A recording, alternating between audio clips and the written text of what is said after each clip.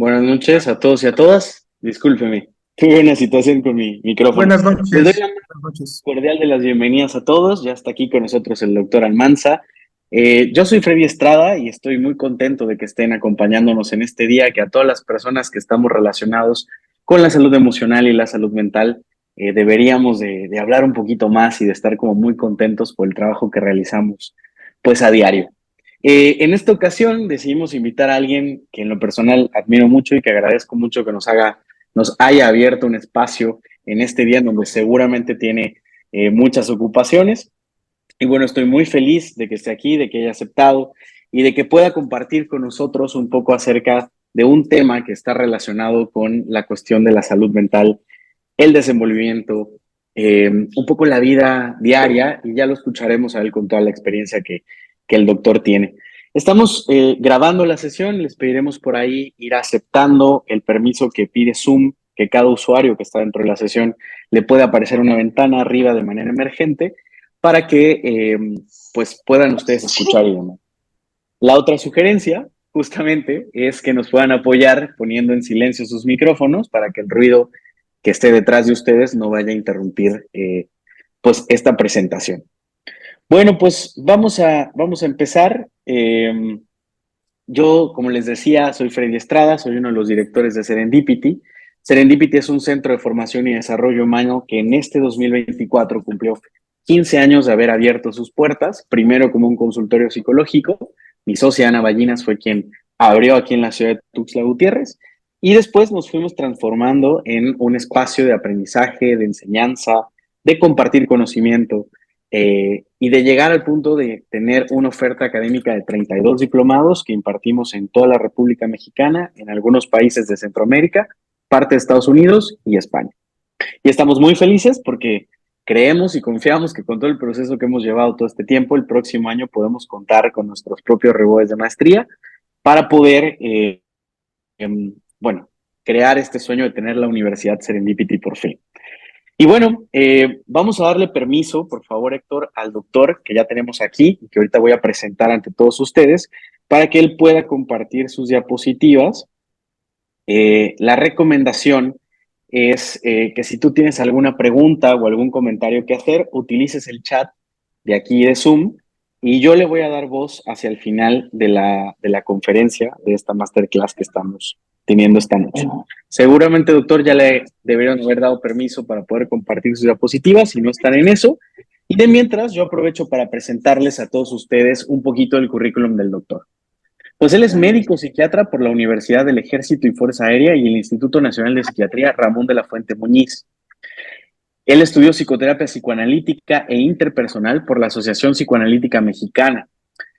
Es psiquiatra enlace por el Centro Memorial Cáncer de Nueva York y la Universidad de Harvard Hospital en Massachusetts. Actualmente, él es director del Instituto Avanti, que es un instituto que está en pro de la salud mental y que opera desde la ciudad de Tuxtla Gutiérrez, Chiapas. Y es también presidente del Colegio de Neurociencias del Estado de Chiapas. Agradezco muchísimo nuevamente su atención a esta masterclass.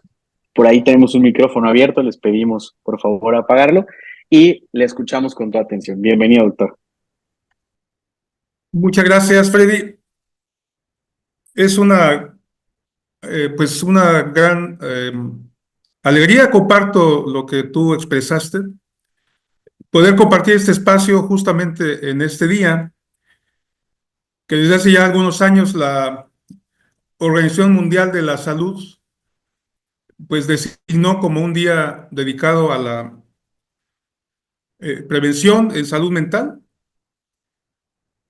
y buscó que fuese un día que no estuviera muy cercano a otros, con el fin de que pudiéramos eh, pues enfocarnos, pensar, considerar, compartir ideas en pro de la salud mental.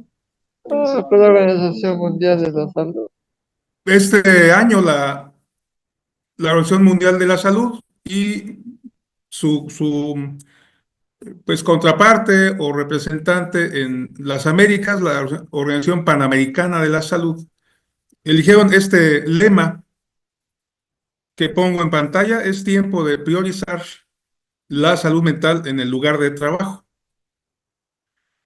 Hacen alusión a una cifra bastante significativa de 6 a 7 personas de cada 10 en el mundo son personas activas laboralmente.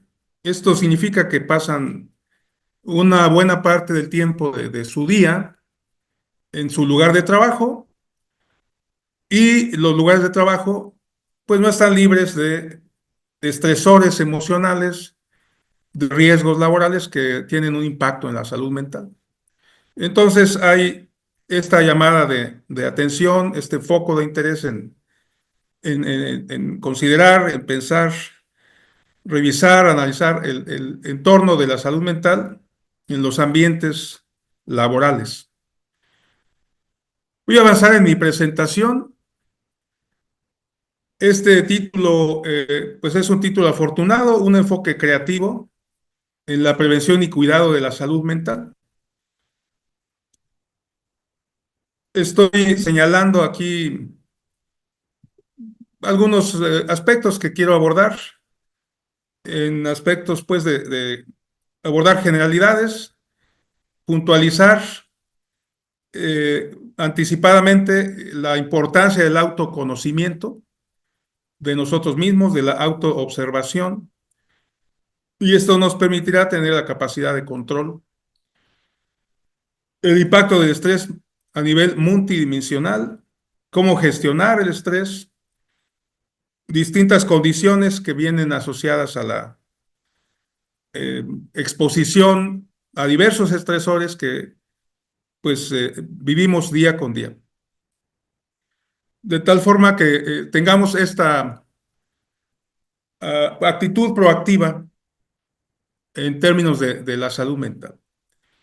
Hablando un poquito de generalidades, hago alusión aquí al concepto de salud mental. El primer punto a señalar es que no es simplemente la ausencia de enfermedad, es un bienestar integral que permite a las personas hacer frente a los momentos de estrés de la vida, crecer, desarrollar sus potencialidades, aprender y trabajar productivamente, contribuyendo a la mejora de su comunidad. El ser humano siempre va a formar parte de un grupo primario al nacer, la familia, y posteriormente a diversos grupos, de manera que el equilibrio dinámico integral entre la propia persona, el grupo, la comunidad es fundamental, y no solo que la persona pues tenga una salud a secas. Sigmund Freud pues conceptuó esta frase muy afortunada que habla de la capacidad de amar y trabajar. Él dijo que se refería a amar en un sentido amplio, amar en un sentido eh, fraternal, amar en un sentido erótico también, amar en un sentido eh, hacia la naturaleza, hacia el prójimo, de tal manera que esto, aunado a la productividad, era nada más ni nada menos que la salud mental. Recordemos que Freud nos abrió los ojos a lo que es el inconsciente, nos señaló que muchas veces pues tenemos en nuestra conciencia una enorme cantidad de información que nos lleva a planificar, a visualizar, a tener expectativas, y que estas eventualmente pueden modificarse conforme a lo que hay en el inconsciente, y que esto es uno de los trabajos en salud mental. Conseguir, lograr, contribuir, coadyuvar a que estos pacientes, sus familias tengan mayor conciencia para evitar los sabotajes, los actos fallidos que pues eventualmente pueden limitar nuestro desarrollo. Recordando esta pues forma de conceptuar el aparato mental, Freud señaló como pues una comparación, un jinete montando un caballo, en donde el jinete representa el yo que pues se gobierna con base en el principio de realidad.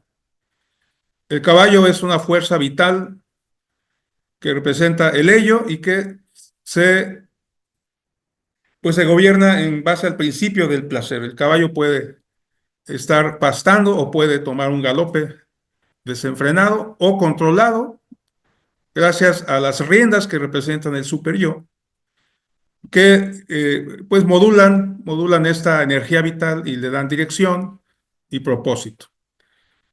De tal forma que el equilibrio entre estas tres instancias pues nos llevan a una eh, toma de decisiones adecuada, a un comportamiento conforme a la realidad, a el poder postergar el placer en términos de cumplir con determinada responsabilidad.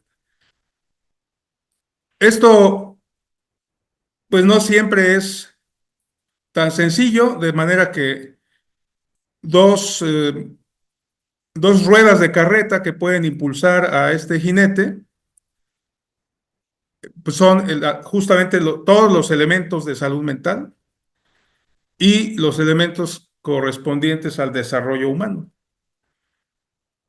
De tal manera que pues pueda contribuirse al crecimiento, contribuir a esa proactividad que muchos de los trastornos mentales, algunos no necesariamente graves, pues limitan el desarrollo y los logros en muchos de nuestros pacientes.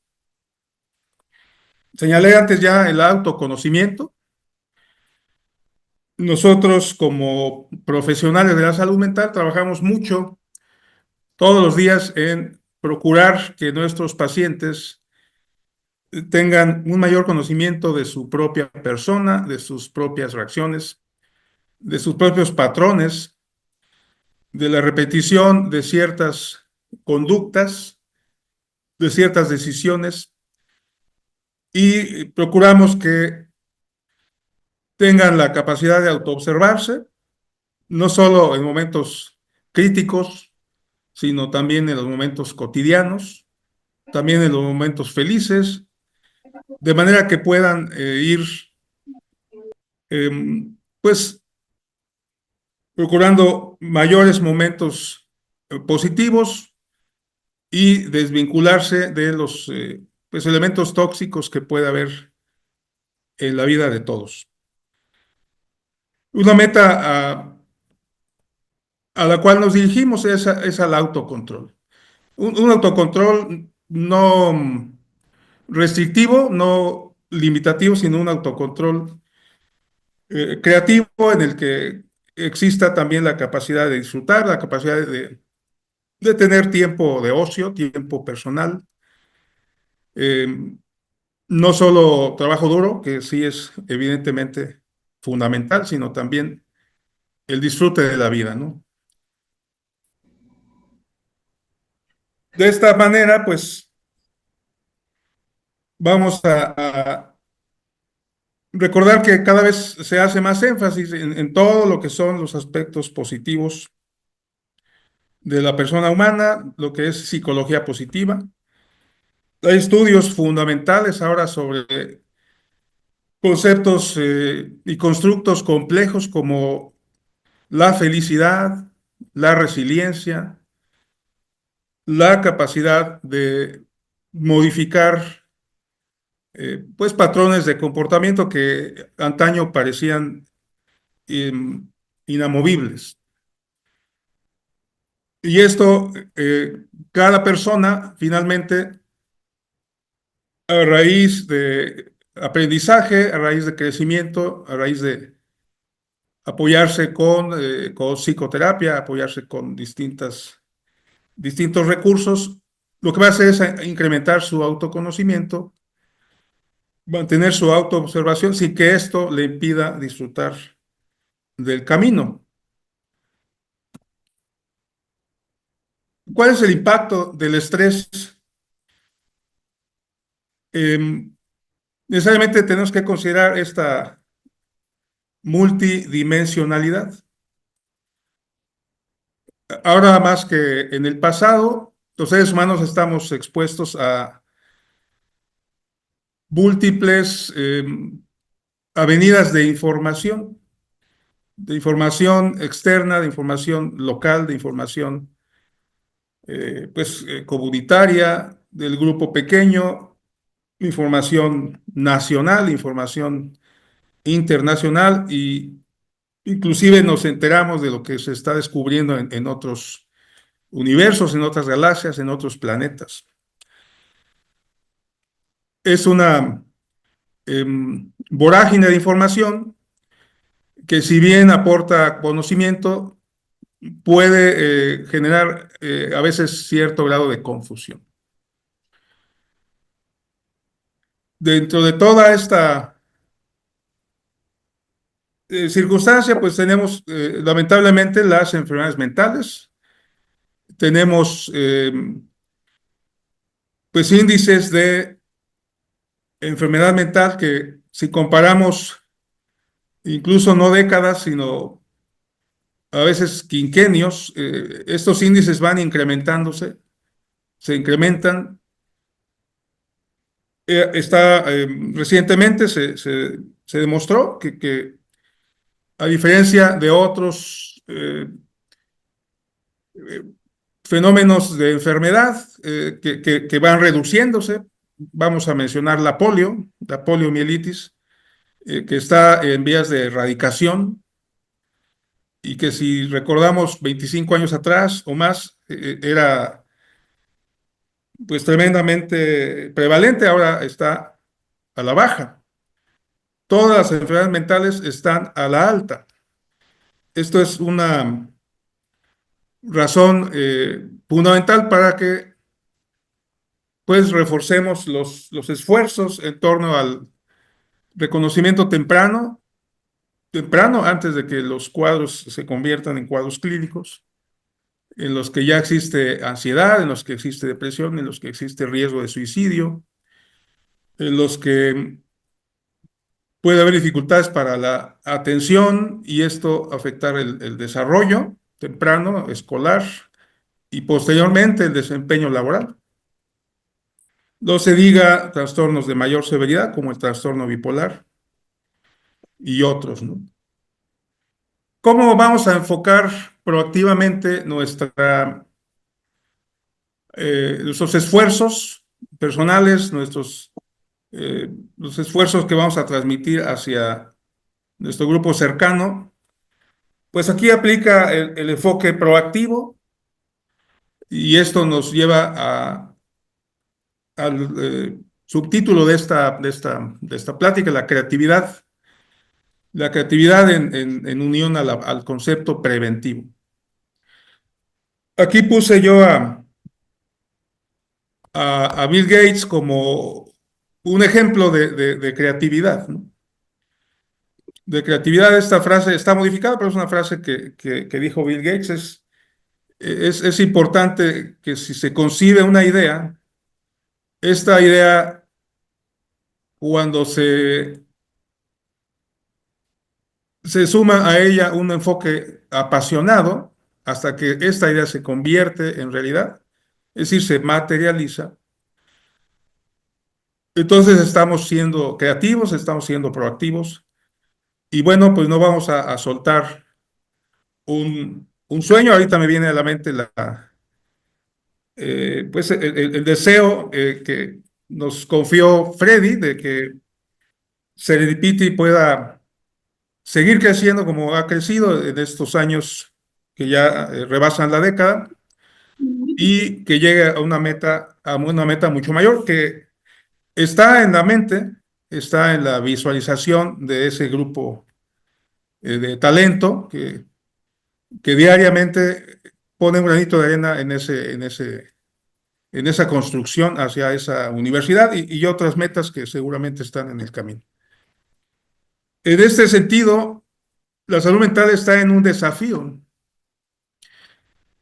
Y ahora voy a señalar esta imagen. La imagen de la izquierda es lo que se sabía del DNA, un poco en los años 50, un poco a principios de los 60, se sabía que el DNA estaba compuesto por 4 aminoácidos y que de ahí venía la herencia.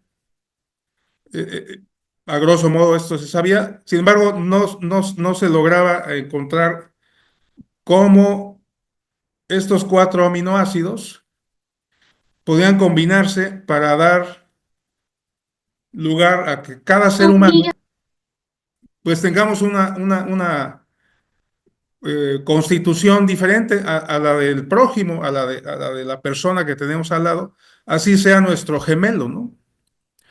Hasta ahí llegaba el conocimiento, no había más. Sin embargo,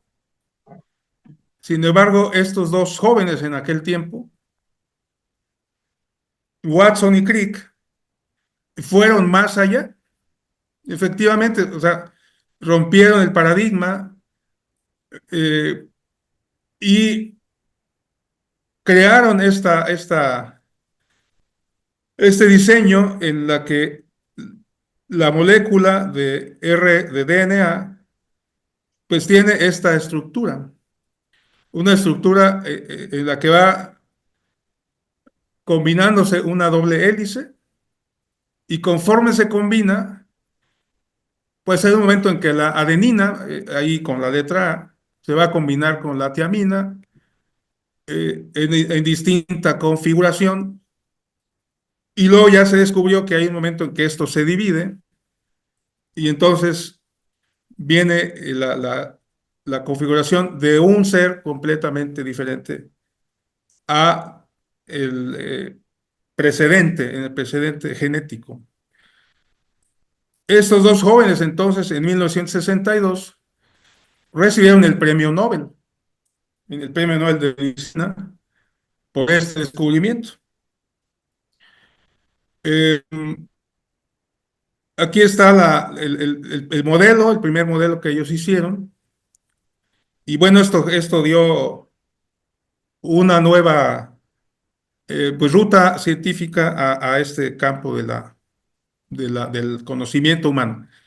Y me doy un salto hasta hace 3 días en que estos dos científicos, Víctor Ambros y Gary Rukun, descubrieron, fueron más allá, encontraron que moléculas como esta, que es el DNA, y más adelante lo que es el RNA, son susceptibles de que micromoléculas tengan determinada influencia. Nosotros escuchamos mucho del RNA con la situación de la pandemia de hace un par de años. Y este conocimiento pues va a contribuir a conocer cómo esto sucede, cómo puede controlarse y las aplicaciones pues serán de mucha utilidad. De nuevo, estos investigadores pues dan un paso adelante, ¿no? Dan un paso adelante. Esto, pues ni más ni menos es creatividad, creatividad unida a conocimiento, creatividad unida a trabajo duro, creatividad unida a, desde luego, estabilidad para poder ver más allá, pues, del día a día en términos de crecimiento. Y aquí me voy a otra corriente de pensamiento por señalar un poquito de lo que hay en psicología que es inmenso, toda la evolución del conductismo, ¿no? Si Wundt no hubiera propuesto constructos, conceptos, teorías, bueno, Pavlov hubiera tenido que empezar un poco atrás, Watson, etcétera, Beck, Ellis, todos fueron aportando, y esto pues me recuerda que todos estamos sobre hombros de gigantes, ¿no? Igualmente, en otra corriente que es el psicoanálisis, pues hay esta creatividad. Y a nosotros, pues nos corresponde ahora ser creativos en el cuidado de nuestra, para empezar, de nuestra propia salud mental. no cabe duda que nos encontramos, probablemente estemos en una situación de menor riesgo que la que se encuentra equilibrista, porque pues puse ahí unos cuantos elementos de los que enfrentamos todos. No están todos los elementos, faltó la guerra, que está presente en más de un país y estamos en el mismo mundo, no hay hasta el momento otro. Entonces, estamos en la cuerda floja, ¿no? Sin embargo, todos tenemos que echar mano de la creatividad para sacar adelante el día, para no obsesionarnos en el tiempo psicológico del pasado, que no es realidad porque ya pasó, y tampoco en el tiempo psicológico del futuro, sino enfocarnos al presente, eh, aprenderlo con razón y hacer que ese día valga la pena, ¿no? Luchamos contra el estrés, luchamos contra el síndrome de burnout, luchamos contra nuestro propio cuerpo, porque nuestro cuerpo es el que recibe estas descargas de adrenalina, que ya describía Walter Cannon en los 30, es esta reacción simpática, porque los nervios empiezan a generar, incrementar la liberación de adrenalina y se da lo que se llama la respuesta general de adaptación, en donde frente a un estresor, frente a un evento, viene una reacción de alarma, el organismo funciona a más del 100%, enfrenta la amenaza y entra en un estado de resistencia por un tiempo y luego viene un estado de agotamiento. Durante mucho tiempo se pensó que no había más que luchar contra la amenaza o escapar de la amenaza. Sin embargo, en el año 2000, no hace mucho tiempo, la doctora Taylor nos hizo saber que hay una tercera vía, porque esta concepción de luchar o huir era una concepción que se ubicaba en los ambientes hostiles, en la jungla, en donde literalmente había que escapar o vencer y de esa manera sobrevivir. La humanidad ha avanzado y hay una tercera vía que es la negociación, la, la, la búsqueda del diálogo, la búsqueda de atender lo que se está presentando y finalmente de negociar. Ojalá que esta negociación privara siempre y no las cosas llegaran a conflictos o conflictos violentos o conflictos eh, a veces pues en grupos que deberían trabajar juntos, ¿no? Entonces, esto es importante.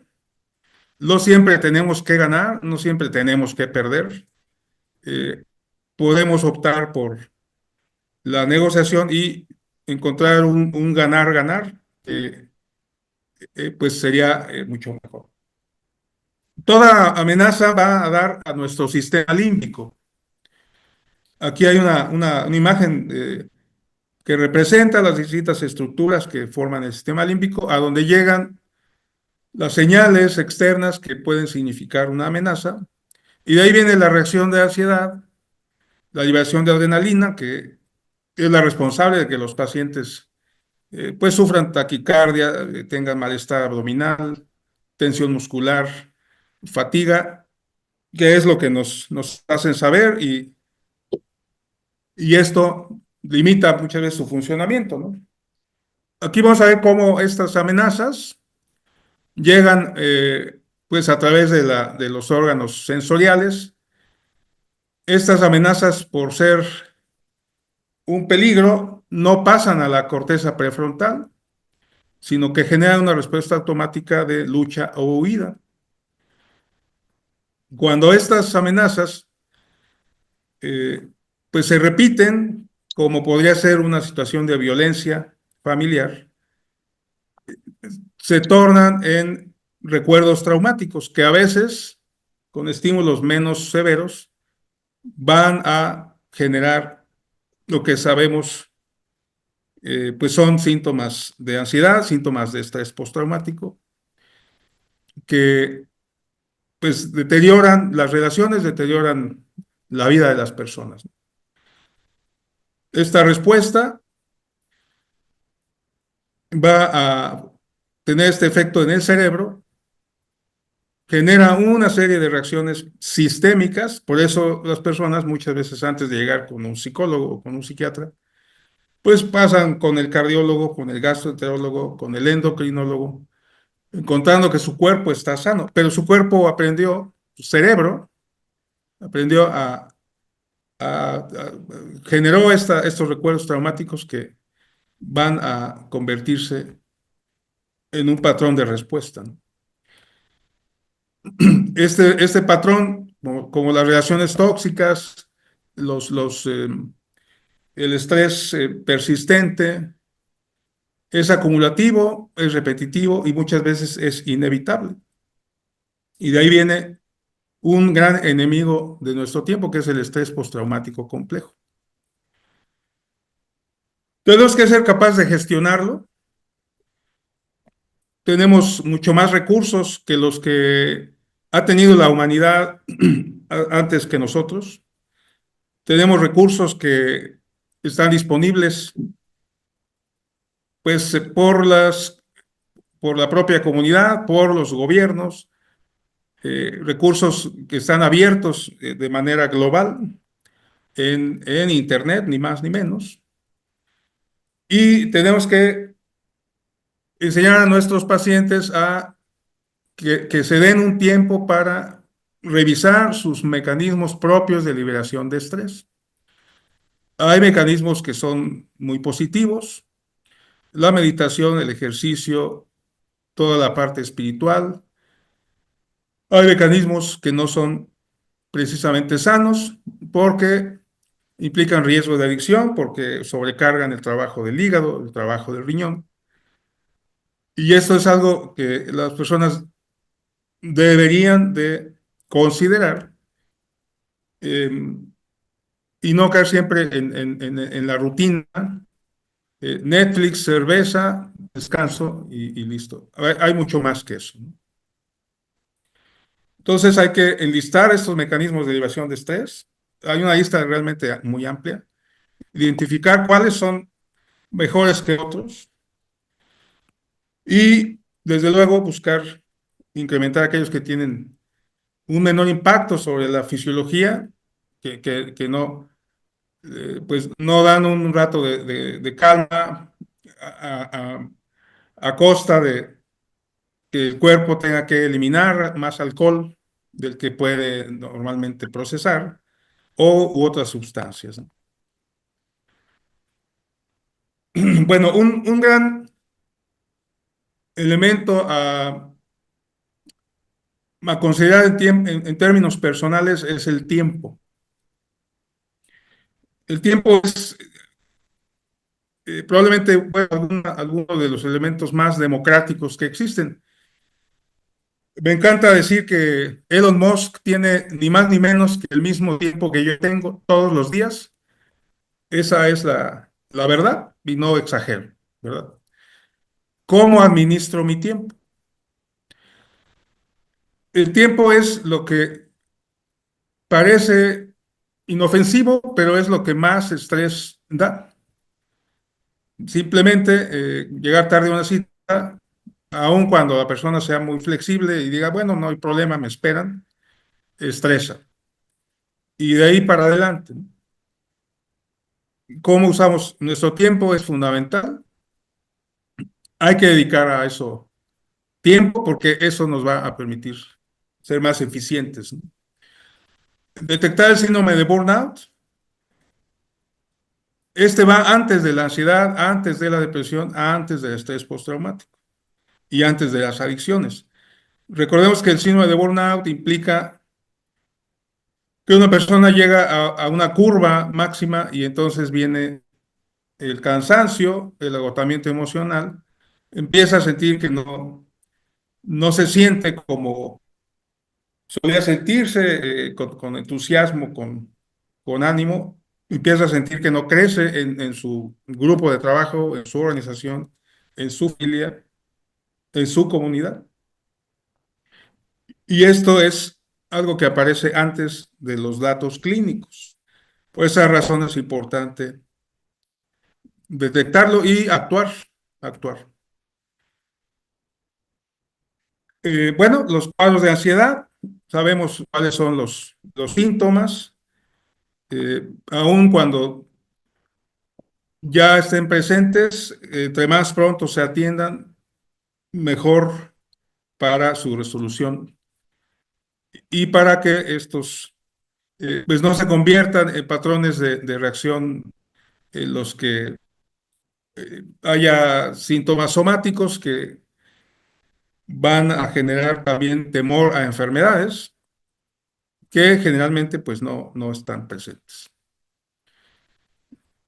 Ahí tenemos el área del cerebro a donde van a llegar muchos de los esfuerzos de la salud mental, el sistema límbico, el sistema de control emocional de nuestro cerebro. Muchos de los recursos de salud mental van a actuar ahí, los fármacos actúan ahí en esa zona. Todos los esfuerzos de psicoterapia, cognitiva, psicoanalítica, mindfulness, van a tener un impacto sobre la regulación de las estructuras que conforman el sistema límbico. Elementos nuevos como la neuromodulación van dirigidos a regular esta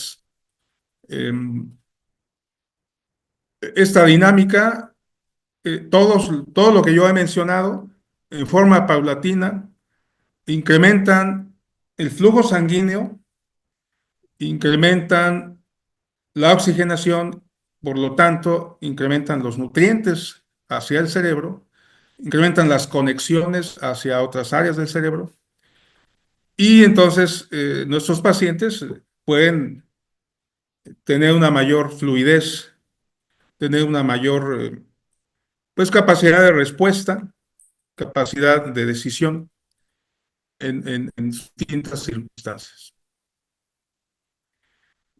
Sabemos que la psicoterapia es mucho trabajo para el lóbulo frontal. El lóbulo frontal es el lóbulo de la planeación, del análisis, el sopesar circunstancias, tomar decisiones. Y las conexiones del lóbulo frontal hacia el sistema límbico van a permitir que las emociones puedan gestionarse de manera eficiente, oportuna, apropiada. Esto va a disminuir el sufrimiento y va a incrementar la autoestima. Todo esto, bueno, pues va en pro de tratamientos más eficaces para la depresión. Y aquí hay una lámina más sobre los recursos que tenemos disponibles para la salud mental. Todo lo que se pueda anticipar, planear en términos financieros, en términos de cuidado físico, en términos espirituales, toda los esfuerzos en cuanto a la protección de la salud mental, la estabilidad familiar, van a apuntar al desarrollo personal.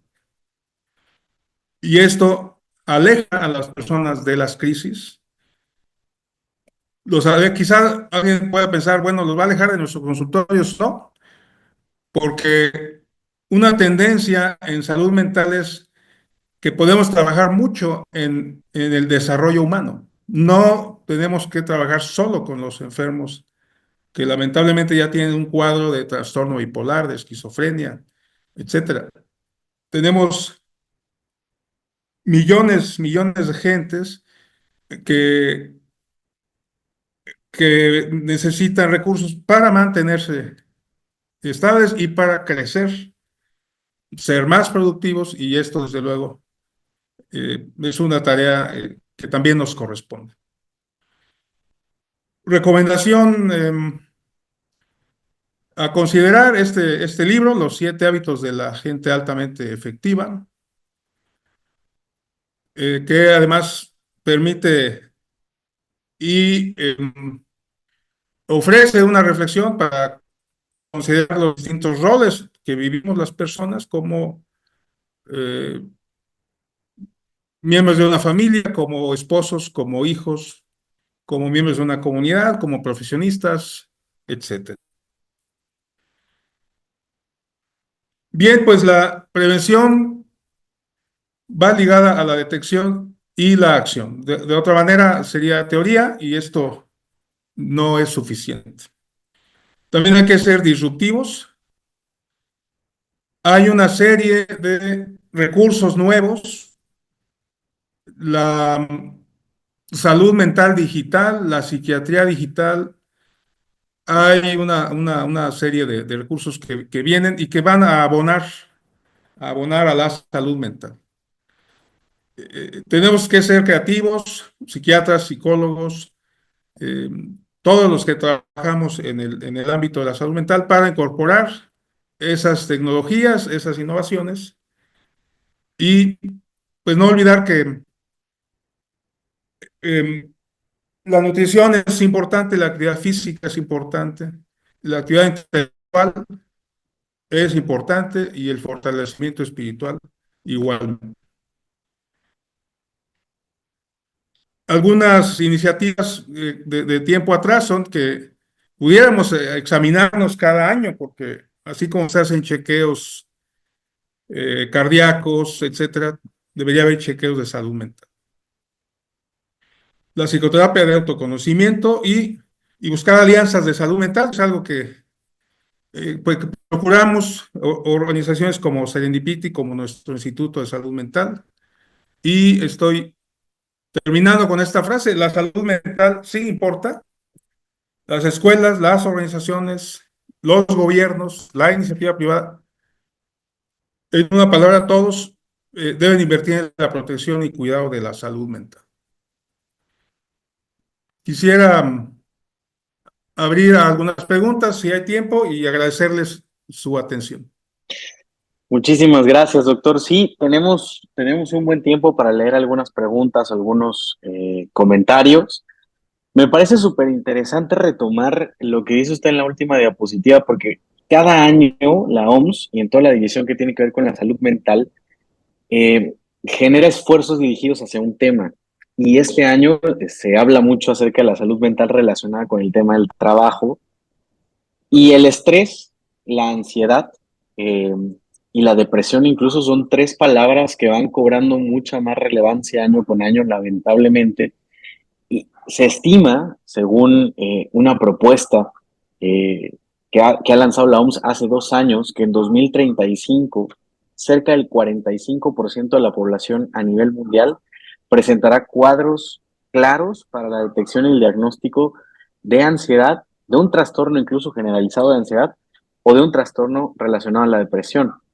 Entonces, la intención de abrir este tipo de foros, de hablar en este tipo de espacios, de que como papás y como mamás nos sentemos a platicar en nuestra familia, y como compañeros y compañeras de trabajo también lo digamos, tiene mucho que ver con aquello que un poco retomaba Freud hace mucho tiempo, que decía que lo que no se nombra no existe, y es que necesitamos que incluso toda la estructura neurótica de las personas llegue al discurso, porque a través del discurso lo volvemos una realidad. Un poco como lo que ha pasado en el feminismo, ¿no? Desde hace unos 8 o 10 años, que vienen empujando con más fuerza, y hoy en día se han hecho grandes cambios a nivel legal. Así que, Claro.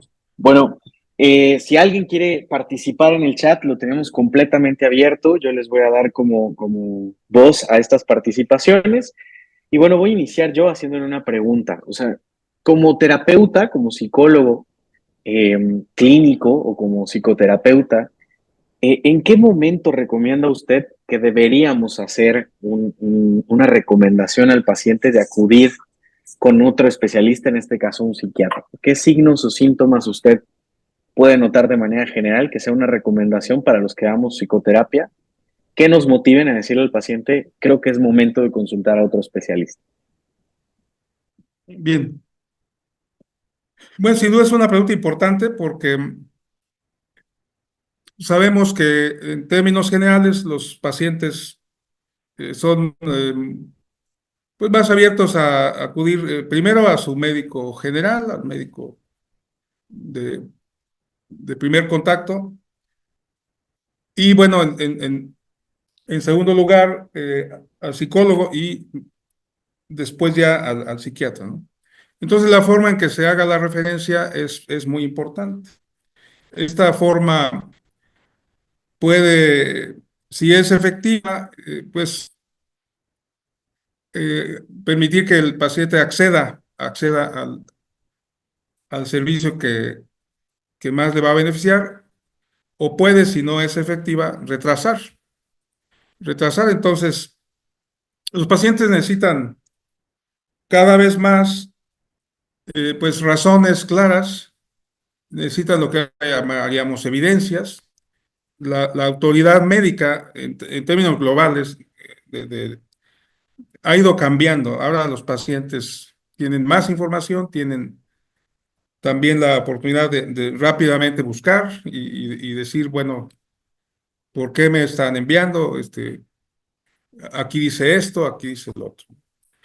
Entonces, primero que nada, no es una referencia que se haga de manera, digamos, pues de un momento a otro, es algo que hay que ir comunicando, hay que ir planteando al paciente en forma gradual, hay que ir señalando, pues que eventualmente los procesos de psicoterapia entran en un estancamiento, eh, suele haber síntomas que no mejoran, que se repiten, y pues, estos señalamientos serían una razón que va a hacer eh, más claro el por qué esta sugerencia, ¿no?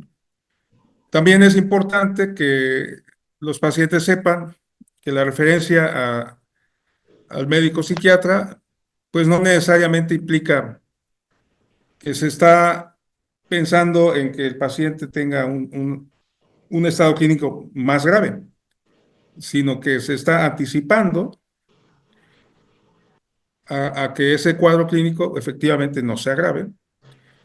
Y lo otro es poder darle la información de esta conexión que cada vez es más, está más demostrada, la conexión mente-cuerpo, es decir, los síntomas de preocupación, de ansiedad, las preocupaciones hacia el futuro, las situaciones de culpa sobre el pasado, tienen un impacto sobre el cuerpo, el cuerpo a partir del cerebro. Esto les puede allanar el camino en términos de decir, bueno, entonces esto es algo que está ocurriendo, en mi cuerpo hay un impacto y entonces, pues, un médico tiene que verme y el más adecuado es un médico. Lo otro que lo suele tranquilizar y apoya mucho es que tengamos contacto psiquiatras y psicólogos. Cuando un paciente es referido, puede de pronto pensar, bueno, me están enviando pues yo aquí tengo ya un tratamiento, ¿qué va a pasar con él? Entonces, yo por ejemplo lo hago y siempre les pido la opción de poder contactar a su psicoterapeuta o a su psicólogo y retroalimentar la información que pueda generarse en mis consultas.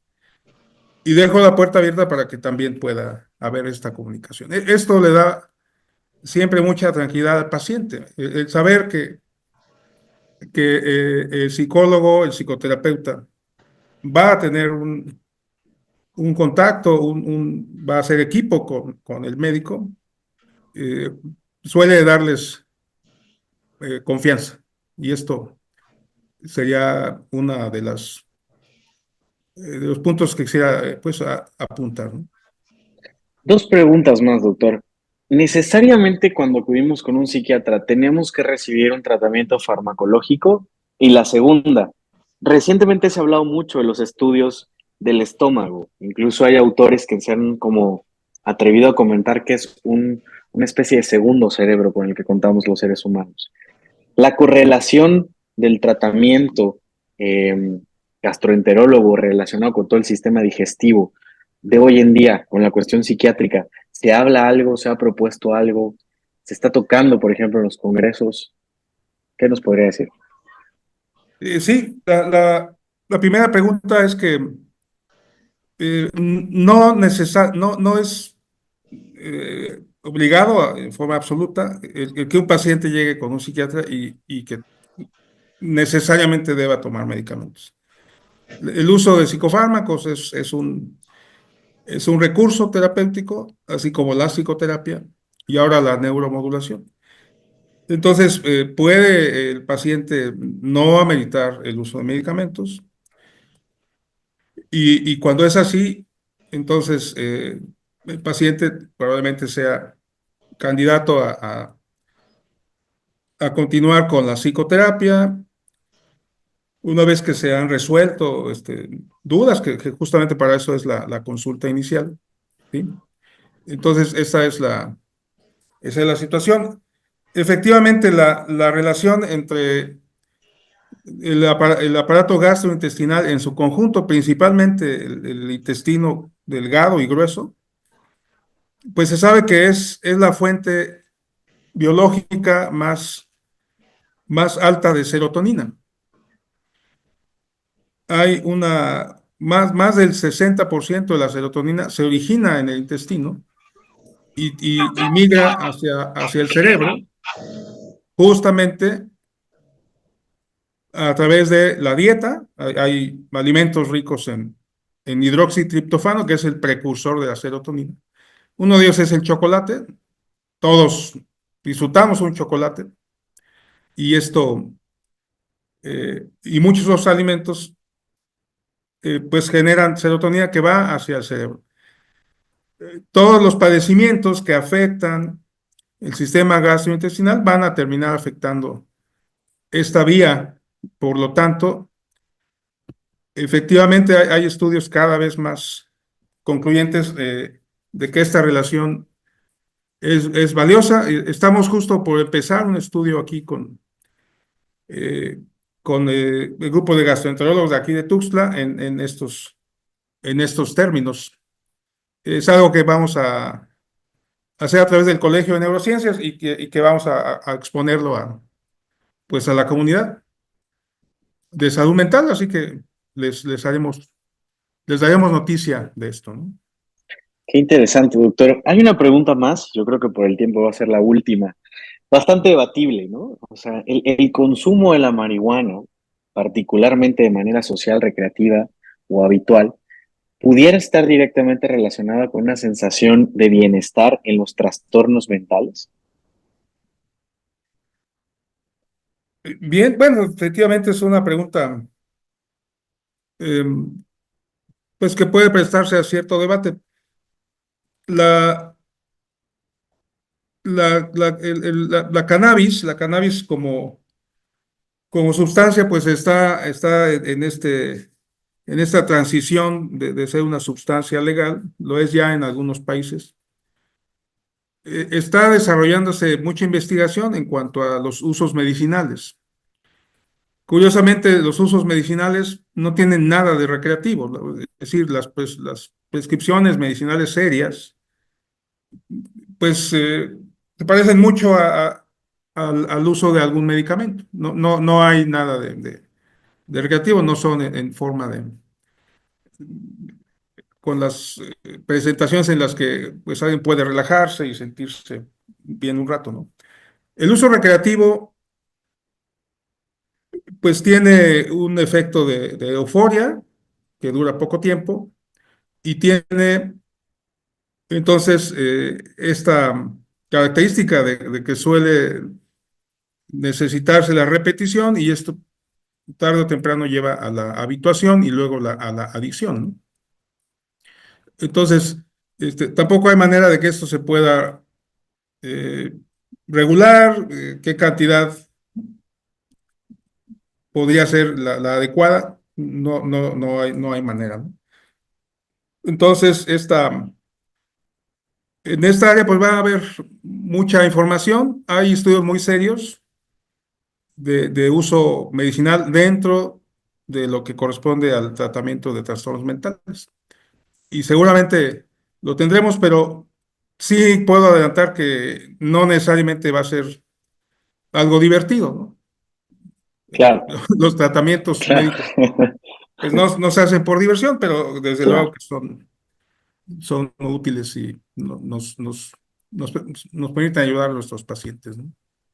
Bueno, y abusando un poquito de su tiempo, Alison Hernández nos dice, buenas tardes. Mi pregunta va relacionada con que en el ámbito laboral puede llegar a haber una especie de sensación de estancamiento cuando se trata de trabajos en lo que todo está sistematizado, o sea, siempre los mismos procesos. Se cae en una rutina agotadora. ¿Cómo se recomienda lidiar con esta especie de sensación de búsqueda de algo más dentro de los logros profesionales de la propia vida laboral, una vez que está prácticamente formada esta vida laboral? No sé si lo leí bien, pero quiero entender que Sí, hay mucha rutina en el trabajo y, lo y un tengo aquí a poco la hay... vista. Ok, Ahí es importante conocer el proceso quizás todos recordemos nuestro primer empleo o algún proyecto en el que teníamos mucho entusiasmo. Siempre un empleado nuevo eh, tiene pues muchas expectativas. Generalmente esto dura un año, sobre todo los empleos en los que las personas trabajan con otras personas. Ubiquemos el ámbito de atención, por ejemplo, de atención de salud, un hospital institucional. Las personas tienen mucha energía, mucho ánimo, optimismo, entusiasmo, quieren cambiar las cosas. Esto tiene un cierto punto de tiempo de duración. Hay un momento en que la rutina se impone, los días van a ser iguales una y otra vez.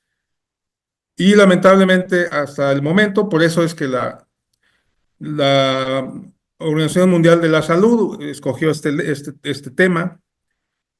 La Organización Internacional del Trabajo ha estado empujando desde hace décadas por la salud mental en el trabajo.